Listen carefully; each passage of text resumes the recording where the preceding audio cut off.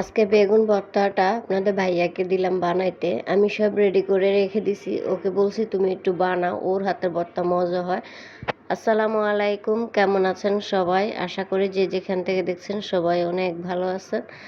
আলহামদুলিল্লাহ আমরাও ভালো আছি। তো এটা হচ্ছে আমার গতকালকে শুক্রবারের ভিডিও।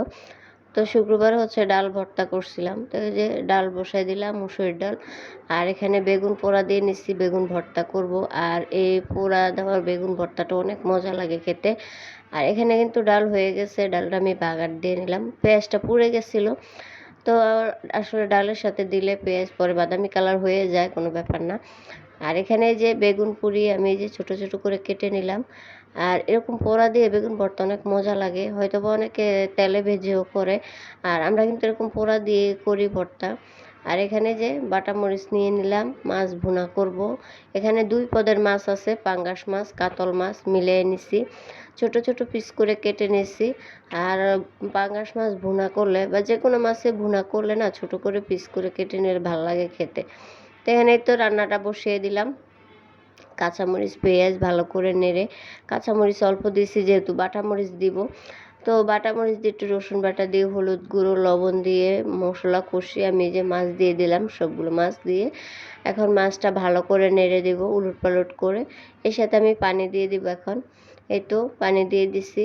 তবে ঝোলটা বেশি হয়ে গেছে, আর একটু কম হলেও হতো, কারণ পরে দেখা যায় ঝোল কমতে চায় না। যাই হোক, তাই তো আরেক চুলা আমি ভাত বসিয়ে দিলাম, কারণ ভাতও তো রান্না করতে হবে। তো দু চুলা দুটা রান্না করলে তাড়াতাড়ি হয়ে যায়, যেহেতু শুক্রবারের দিনটা তাড়াতাড়ি চলে যায়। আর এখানে কিন্তু আবার মাছ বুনাও হয়ে গেছে, এই যে দেখেন মাছ বুনাও কিন্তু হয়ে গেছে। এখন এটাকে নামিয়ে নিব লবণ টবণ দেখে।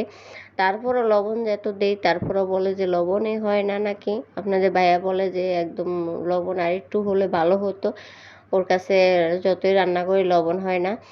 যাই হোক, এই তো ও আবার মসজিদে যাইতেছে, রেডি হয়েছে। ছেলে আগে চলে গেছে। তো ও টাকা গুনতেছে, জিজ্ঞেস করতেছে এখানে কত ওখানে কত। তো আমি আবার বলে দিতেছি দাঁড়িয়ে দাঁড়িয়ে। আমি আবার দাঁড়ায় আছি পাশে। তো যাই হোক, ওকে এই তো নামাজ পড়ে আসার পরে বললাম যে ভর্তাটা বানাও। তো মরিচগুলো কেমন জানি একটু নরম হয়ে গেছে, আসলে মচমচে থাকলে বানাতে ভালো লাগে। তো ও বলতেছে আল্লাহ মরিচ এগুলো এরকম কেন, আমি তো মাখতে পারতাছি না।